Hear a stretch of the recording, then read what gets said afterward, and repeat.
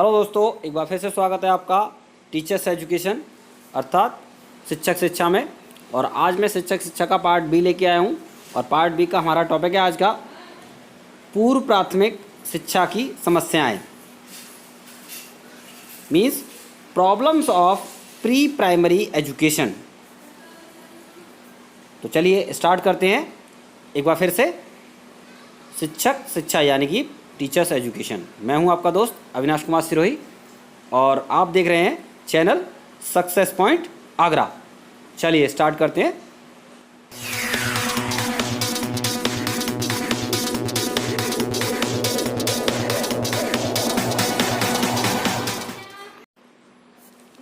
पूर्व प्राथमिक शिक्षा की समस्याएं, means problems of pre primary education.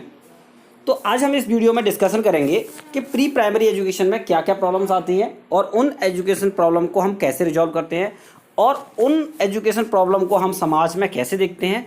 तो ये सारा जो प्रश्न बनता है ये अक्सर करके आपने देखा होगा, TET, super TET, UP TET, इन एग्जाम में तो आता ही आता है ऑब्जेक्टिव में। साथ ही डिस्क्रिप्टिव में भी आप देखते हैं कि बीएड, बीटीसी और खासकर एमएड के फर्स्ट पेपर में ही आता है। एमएड थर्ड सेमेस्टर के फर्स्ट पेपर में ये देखा है अक्सर करके प्री प्राइमरी एजुकेशन के जब क्वेश्चन आता है तो उस क्वेश्चन में ये आता है कि पूर्व प्राथमिक शिक्षा की क्या समस्या हैं। तो आज इस टॉपिक को हम विस्तार से जानेंगे और इसकी कुछ महत्वपूर्ण समस्याओं का पॉइंट वाइज डिस्कशन करेंगे। तो प्रारंभ करेंगे। पूर्व प्राथमिक विद्यालयों में बहुत सी भिन्नताएँ हैं। भिन्नताओं के अंतर्गत पाठ्यक्रम भिन्नता है तथा प्रशिक्षण की अवधि 2 सप्ताह से लेकर 2 वर्ष है। इसलिए इस प्रशिक्षण कार्यक्रम की निम्न समस्याएं हैं। यानी कि हम जब देखते हैं कि इस पाठ्यक्रम में जो प्रशिक्षण दिया जाता है वो प्रशिक्षण कहीं कहीं तो 2 सप्ताह का ही है और कहीं कहीं पर 2-2 वर्ष का है। तो ये जो डिफरेंस आ रहा है, ये डिफरेंस के कारण हमारे यहाँ पे इस प्री प्राइमरी एजुकेशन में क्या क्या समस्याएं आ रही हैं, उन समस्याओं को हम पॉइंट वाइज डिस्कशन करेंगे। तो सबसे पहले प्रशासनिक स्तर पर जो बजट की समस्या है उसको डिस्कशन करते हैं कि आखिरकार वो क्या है। पहला नंबर है हमारा केंद्रीय एवं प्रांतीय सरकारों का शिक्षा बजट कम होना। यानी कि प्रत्येक सरकार, चाहे वो केंद्र सरकार हो या राज्य सरकार हो, दोनों ने ही शिक्षा का बजट जो रखा है बहुत ही अल्प रखा है, यानी बहुत ही कम रखा है। और पर ईयर इनका जो बजट है तो शिक्षा पर जो खर्च हो रहा है वो हमेशा कम होता चला जा रहा है। तो इसके कारण भी हम प्री प्राइमरी एजुकेशन में आवश्यक उपकरण और समस्याओं के समाधान हेतु निराकरण नहीं कर पा रहे, क्योंकि शिक्षकों को हमेशा बजट की आवश्यकता रहती है। चलिए, दूसरा है स्वरूप, कि हमारे यहाँ पे जो शिक्षा का जो स्वरूप है वो किस तरीके से है, वो हम पॉइंट नंबर 2 में देखते हैं।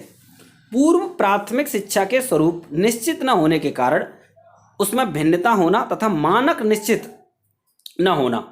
यानी कि हमारे यहाँ जो पूर्व प्राथमिक शिक्षा है उसका स्वरूप भिन्न भिन्न है। जैसा कि आप इस पिक्चर में देख पा रहे होंगे कि हमने एक बैकग्राउंड में फोटो दे रखा है, वो सरकारी स्कूल का है और बाकी जो है ये प्राइवेट स्कूल के हैं। तो हमारे यहाँ पे हर जगह पे जो डिफरेंस है, तो अगर उन डिफरेंसों को देखें तो प्राइमरी की जो प्री प्राइमरी एजुकेशन है वो अलग अलग हो जाती है। इसके कारण भी इसका ये समस्या भी एक बहुत बड़ी विकराल समस्या है। अब आता है निजी संस्थान। तो निजी संस्थानों की समस्या को हमने पॉइंट नंबर 3 पर रखा है। और ये जो समस्या है ये बहुत ही आज विकराल समस्या हमारे देश में बनती चली जा रही है एजुकेशन के क्षेत्र में।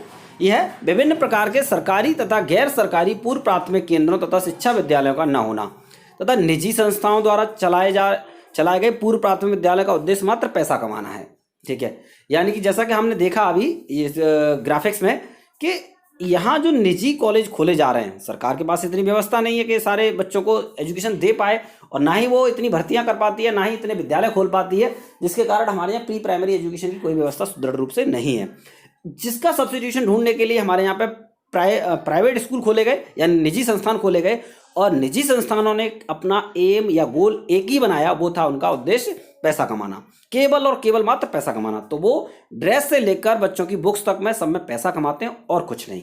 ठीक है, ये भी एक बड़ी समस्या है। तीसरा है इंग्लिश मीडियम स्कूल का दिखावा। यानी प्री प्राइमरी स्कूल्स में भी अक्सर करके इंग्लिश मीडियम स्कूल होने का दिखावा ये बहुत बड़े जोरों शोरों पर है हमारे देश में। ठीक है ना। देखिए, अंग्रेजी भाषा तथा पूर्व प्राथमिक शिक्षा के प्रति बढ़ता अभिभावकों का आकर्षण तथा शिक्षा का महत्व बढ़ना। ठीक है, यानी कि जो अभिभावक हैं आजकल, जो पेरेंट्स हैं, वो प्री प्राइमरी एजुकेशन में बच्चों को इंग्लिश मीडियम की ओर ढकेल रहे हैं। और ये स्तर इतना बड़ा चला जा रहा है, चाहे स्कूल में पढ़ाई हो या ना हो, क्रेजिंग उसमें कुछ सिखाया जाए ना सिखाया जाए, लेकिन उनको स्टेटस ऊंचा करने के लिए उस बच्चे को इंग्लिश मीडियम स्कूल में पढ़ाना पसंद करते हैं, क्योंकि उनका स्टेटस इंग्लिश मीडियम स्कूल का है।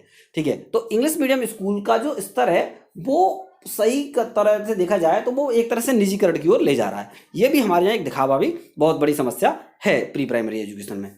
इसी तरीके से इसका जो नंबर 5 पे हमने देखा है वो है भेदभाव। भेदभाव किस तरीके से है? टीचर्स में आपस में जो भेदभाव होता है कि किसी को ज़्यादा प्रीफरेंस दिया जाता है, किसी को कम प्रीफरेंस दिया जाता है, ये हमने रखा है नंबर 5 पर। यानी कि देखें आप, पूर्व प्राथमिक शिक्षा केंद्रों पर कार्य करने वाली महिलाओं को शिक्षक या शिक्षिका का दर्जा न देना।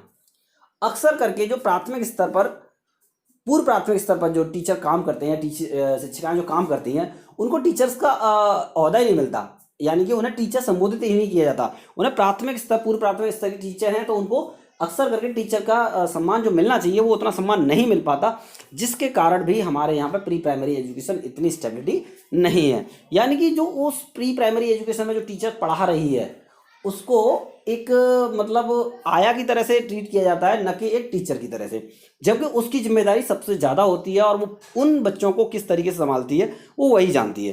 तो ये भी एक बहुत बड़ी हमारे यहाँ विकराल समस्या है इस शिक्षक शिक्षा में।